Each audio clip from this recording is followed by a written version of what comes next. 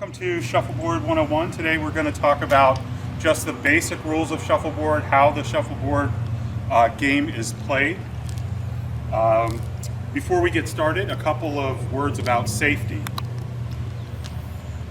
Always be aware of where the discs are. You do not want to step on one of these discs.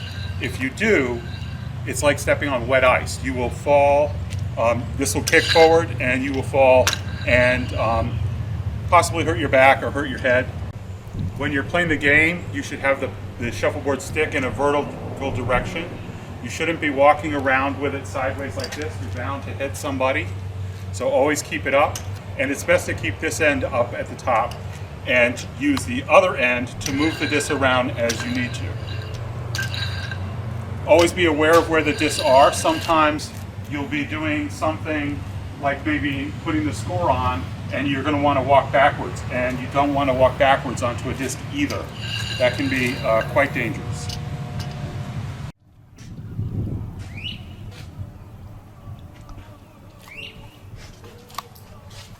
So this is a shuffleboard court. We're standing at the head end. The head end is where the scoreboard is. The other end of the court is the foot end. When you start having your discs laid out, the yellow discs all go on this side of the court, and it's typically marked with something that is yellow or some indicator that this is the yellow side. This is the black side, and it's separated by this little thin line. This thin line is there solely to separate the yellow side of the court from the black side of the court. Unlike other sports where you have your partner standing next to you, like ping pong or tennis, in double shuffleboard, you are at one end of the court and your partner is at the other end of the court. So your opponent is standing next to you and your opponent's partner is standing down at the other end. When you begin the game, yellow will shoot from the yellow side, black will shoot from the black side, and shoot in the general direction down towards the other end. All four discs need to remain within this square. You can't be moving your discs to the other side. They have to be shot from the side of the kitchen that your team is on. When you go to shoot a shuffleboard disc, you're allowed to stand wherever you want from this area over here all the way over to this area over here. So for instance, let's suppose you wanted to shoot this black disc from this corner and you're right-handed. You can stand as close to the edge of the next court as you want, as long as your foot does not come over onto that court. So you can stand here, line up your shot, and go ahead and make the shot.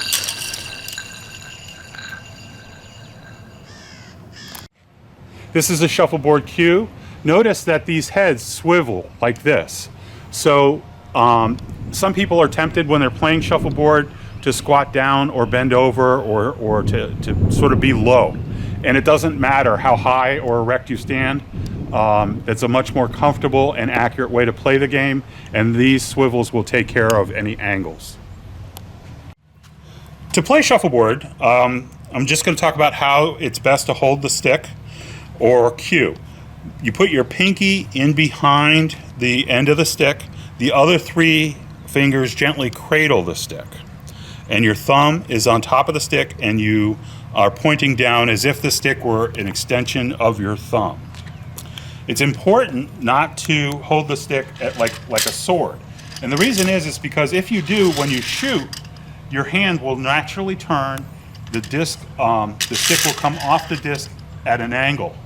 And your disc will not go where you intend it to go.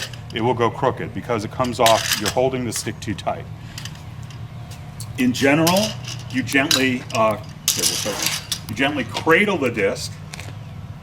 Okay, so you don't start back here and kind of ram into it. Instead, you start with the stick touching the disc, and the end of your cue would be just right here. I like it so like my finger or the edge of the cue just touches my pants. That way I know where the stick is in relation to my body. If I hold it out here, of course, the disc is going to go crooked. So you want to hold it in here like this. And what I do is take 2 steps, 1, 2, and a nice gentle motion down to the other end. If this were a real game, black would go next. They would be shooting their first disc. The stick again is close to your pant leg. Touching the fingers to your pant leg helps a lot. And I would take 2 steps, left, right. Some people, especially people that bowl, want to go the other way, and they would do right foot and left foot together like that. It's just more comfortable for them. That's fine. Other people prefer to just take 1 step. And if you're going to, let's see, it would be black's turn. If you're going to take 1 step, I would just caution you, look where your foot is. Look where my foot is. It's pretty far away from the end of the line. Now, you're not allowed to cross this line, but if you take 1 step, you're going to end up well short. And what this does is it has the effect of making the other end of the court further away, where if you take 2 steps, it lets your foot get closer to the line. Notice where my foot is. It's closest. It's not clearly not going over the line, but you want to approach it without going over. Okay. In general, when a disc is shot from the other end, if it lands in this area, it's worth 10 points. This area is worth 8. This area is worth 7.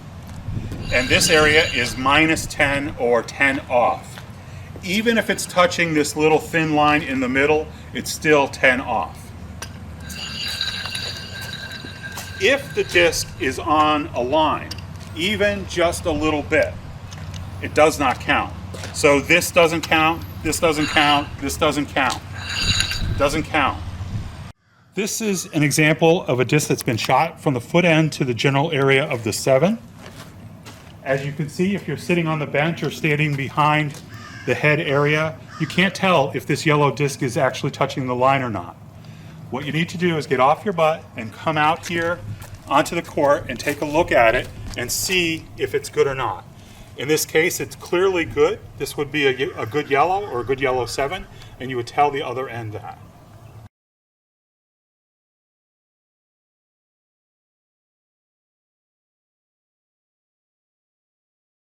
Yellow went first, and they scored, well, they didn't score it, but they landed in as a good 8. And let's just suppose that black comes down here and hits this yellow one, and it goes into the kitchen right here. I want to emphasize that this is still 10 off. I know that it's touching this thin line right here, but this is minus 10, even though it's touching this line. If it were touching this line, it is not minus 10, and neither is that. Even these sidelines, not minus 10, but this is minus 10, and especially this is minus 10. This line that's in the middle is solely for when this end is shooting in that general direction, and it marks the side that yellow has to shoot from compared to the side that black needs to shoot from. If yellow is shooting and they make a shot, it has to go all the way out past or at least touching this line. If the disc doesn't make it this far, if it's anywhere back in through here, it comes off the court altogether and is not used for this particular frame. If, however, it's touching the line even just a little bit, using the same rules that we talked about before, it stays where it is.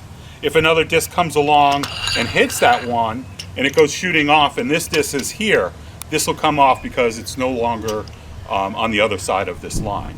So if Yellowhead had shot this, they would come through, past the line, and into the scoring area. This disc right now would be worth 8 points. This would be worth 7, etc. This is a shuffleboard scoreboard. As you can see, there's yellow and black columns. This is the yellow column and the black column for the first 8 frames. This is the yellow column and the black column for subsequent frames. Over here we have a color bar. The first 2 frames are in yellow. That is to indicate that the first 2 frames, yellow will go first. After that, black will go first. So let's suppose that at the end of the first frame, yellow gets 7 and black gets 8. Now all the discs are at the other end, and yellow foot will go first again. They go first, and just to illustrate that, yellow will go black, yellow, black, yellow, black, yellow, black. Black will have the hammer for the second time in a row. And let's suppose that the score is -10 to 7. So this will be a 3, -3. And we don't just put the minus here, but we circle it. The reason we circle it is so that people at the other end, your opponent, as well as your teammate, can see the score. And what did I say? 7, so that would be 15. So as you can see, this is a running score. For the third frame, black will go first. It'll be black, yellow, black, yellow, black, yellow, black. Yellow will have the hammer. Let's suppose it's 10-10. So this will go back to 7, and this will be 25. Now all the discs are at the foot end. The foot will go first, black will go first on the foot. And let's suppose the score is 14 to 15, then this would be 21, and this would be 40. Now when does the game end? The game ends when one of the teams reaches 75, or a predetermined number of frames are played. Often that will be these 8 plus 4 more for 12, or plus 8 more for 16 frames. However, if the total of 75 is reached at any time, the game will be over. So what I'm going to do right now is just show a hypothetical frame.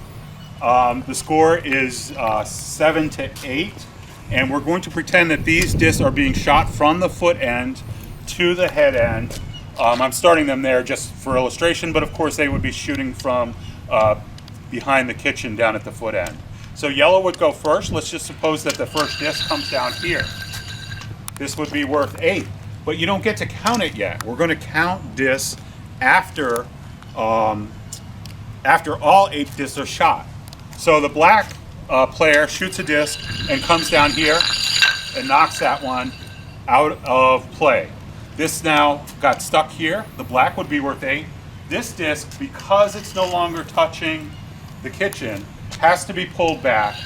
A foot or 2 is good, because you don't want it to act as a backstop in case another disc comes in here. So it gets pulled back by the head end players. But the frame is not over yet. Yellow shoots, and yellow comes down here and tries to hit this black one, but doesn't do a very good job. As you can see, black is still worth 8 points. Yellow is not worth any. But that still stays there, doesn't come off the board. It's black's turn, and black shoots this disc and puts in a block. So what he's trying to prevent is the yellow player from coming in and getting to his 8 points. It's now yellow's turn, and yellow comes down through here and tries to hit this and just barely gets it, let's say, and now it's worth 7 points. Black comes in and shoots. Screws that up, but this is now worth yellow 7, black 8. And if we were at the head end telling the foot end how the discs were, we would say this is 1 and 1. 1 yellow, 1 black are good for points. These other ones, although they're on the board, you wouldn't report them as being good. This would also be known as 2. You don't necessarily have to identify the colors, but the other end gets to know what they are. Finally, yellow shoots the last disc and comes down here in an attempt to bump that up, and he does. So now there are 2 yellow and 1 black. Black has this final disc, and he shoots it and knocks it through. This score right here is 14-16. You always announce the yellow disc first, and the frame is now over. All 8 discs have been shot. So we'll go to the scoreboard. And it was 14 yellow, 16 black. So this would be 21 to 24. This is another example about trying to decide whether a disc is good or not. In this example, yellow has shot from the foot end down to the general scoring area of an 8. Again, it's absolutely necessary that you come and approach the disc from the back side and look straight down. It's not enough to stand way out here and look at an angle and say, oh, I see a little bit green under there. If it's touching the line from looking straight down, then it is no good. And the symbol for telling the other team at the other end that it's no good is this. Because there can be a lot of games going on at the same time, we often resort to having hand signals.